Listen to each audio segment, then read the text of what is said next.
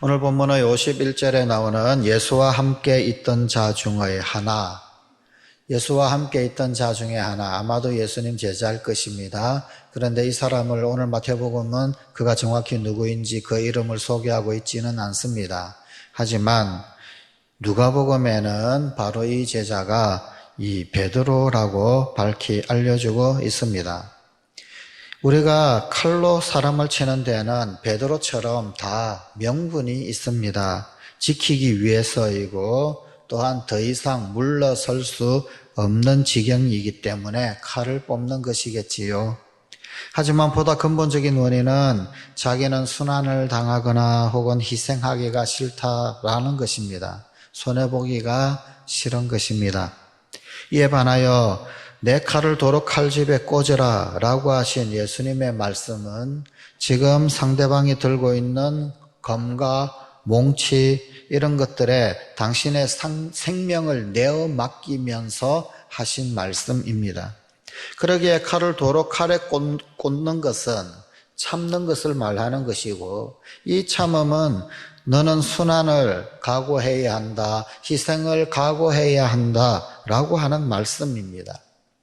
그러나 내 칼을 도로 칼집에 꽂으라 라는 말씀은 결코 막연한 무저항이나 맹목적인 무위를 교훈하고 있는 것은 아닙니다. 양보만 해라, 하자는 대로 해라, 타협해라, 피하는 게 상책이다, 그런 뜻이 아니다 라는 것입니다. 원래 칼이라고 하는 것은 칼집에 들어있을 때 그때 비로소 신념이요, 위엄이요, 정의 혹은 단결의 상징이 됩니다. 일단 칼집에서 그 칼이 뽑아버리면 피 흘림과 업무와 살인의 도구가 되어버립니다.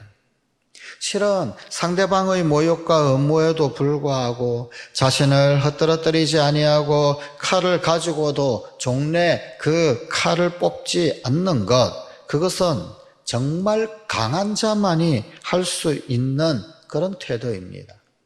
지금 우리 주님 예수님께서 베드로에게 뭐라고 말씀하시느냐면, 내가 10군단, 12군단, 12군단이나 되는 그런 천군 천사들 동원하지 못하겠느냐, 그렇게 말씀하고 있습니다.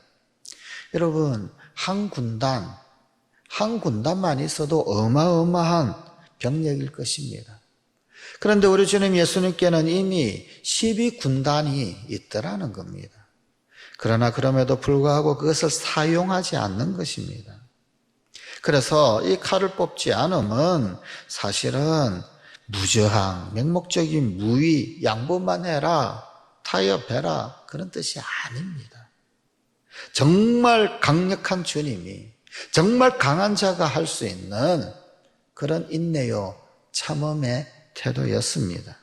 반면에 툭하면 칼을 뽑는 사람, 칼에서 최후의 보장을 찾는 비겁쟁이입니다. 칼은 한번 뽑으면 제 힘으로는 곱게 다시금 칼집에 꽂을 수가 없습니다. 그게 바로 칼의 비극입니다. 한번 칼을 뽑아 피를 묻힌 사람들은 언제나 그 칼을 들고 있어야만 합니다. 그 칼에 희생된 사람들의 칼의 보복이 두렵기 때문입니다. 엄밀한 의미에서 우리 모두는 칼을 뽑아 휘두르는 사람들입니다. 그리고 그 피 묻은 칼을 칼집에 도로 꽂지 못하고 공포에 떨고 있습니다. 어쩌면 우리 불안의 대부분의 원인이 바로 여기에 있는지도 모릅니다. 내가 휘두른 칼이 있기에. 우리가 인간관계에서 지속적으로 악순환에 말려드는 것도 바로 내가 칼을 뽑아 휘둘렀다라고 하는 증거일 수도 있습니다. 이러한 우리에게 주님은 내 칼을 도로 칼집에 꽂으라 분부하십니다. 칼이 결코 마지막 수단이 아닙니다. 주님은 마지막까지 복음이라고 말씀하시는 것입니다. 예수님은 붙잡히시고 공회에서 신문 받으실 때 당신이 하신 말씀을 그대로 지키셨습니다. 칼로 대항한 것이 아니라 침묵하시며 칼을 칼집에 꽂아 두셨습니다. 다만 예수님이 대답하신 유일한 말씀이 오늘 본문 64절입니다. 예수께서 이르시되 내가 말하였느니라.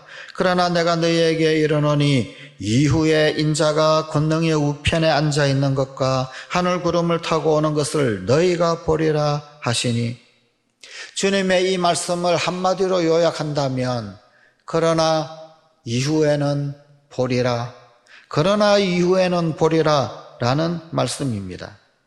우리 주님 예수님은 침묵하시다가 꼭 필요한 그 순간에는 입을 열어 그러나 라고 말씀하셨습니다. 주님은 무관심이 아니라 인내로서 침묵을 지키셨고, 비겁이 아니라 용기로서 침묵을 지키셨던 것입니다. 하지만 필요한 진리를 선포해야만 할 때, 바로 그때는 우리 주님은 침묵을 지키신 것이 아니라 입을 여셨습니다. 그러나 라는 이 말은 매우 깊은 의미가 있습니다. 지금 예수님은 검과 몽치에 둘러싸여 있습니다. 탄압과 거짓 진리의 강요를 받고 있습니다. 그러나 진리가 끝내 이기게 됩니다. 이 그러나는 우리 신앙 상징적 낱말일 수 있습니다. 우리 기독교의 상징적 낱말입니다. 기독교는 어떤 의미에서는 그러나의 종교입니다. 우리 신앙은 그러나의 신앙입니다. 무엇을 말합니까? 사도 바울이 고백했던 것처럼 우리가 사방으로 우겨쌈을 당합니다. 그러나 쌓이지 않습니다. 답답한 일을 만납니다. 그러나 낙심하지 않습니다. 핍박을 당합니다. 그러나 버림받지 아니합니다. 거꾸로 뜨림을 당합니다. 그러나 망하지 아니합니다. 환난을 당합니다. 그러나 절망하거나 자포자기하지 아니합니다. 이것이 주님 우리에게 허락하신 복음입니다. 이것이 기독교 복음입니다. 그러나 이후에는 보리라. 이 말씀에는 주님의 영광이 미래에 있다라는 것을 알려줍니다. 그리스도인의 삶은 이후에 있을 일을 바라보며 사는 삶입니다. 우리 믿는 사람들에게는 이후에 대한 기대와 소망이 있습니다. 요한계시록 1장 7절입니다. 볼지어다 구름을 타고 오시리라. 각인의 눈이 그를 보겠고 그를 찌른 자들도 볼 터이요 땅에 있는 모든 족속이 그를 인하여 애곡하리니 그러하리라. 아멘. 우리 그리스도인에게는 이후에는 보리라 라고 하는 이 말씀처럼 희망을 주는 말씀도 없습니다. 잠언에도 의인에게는 장래가 있어도 악인에게는 내일이 없다라고 말씀하고 있습니다.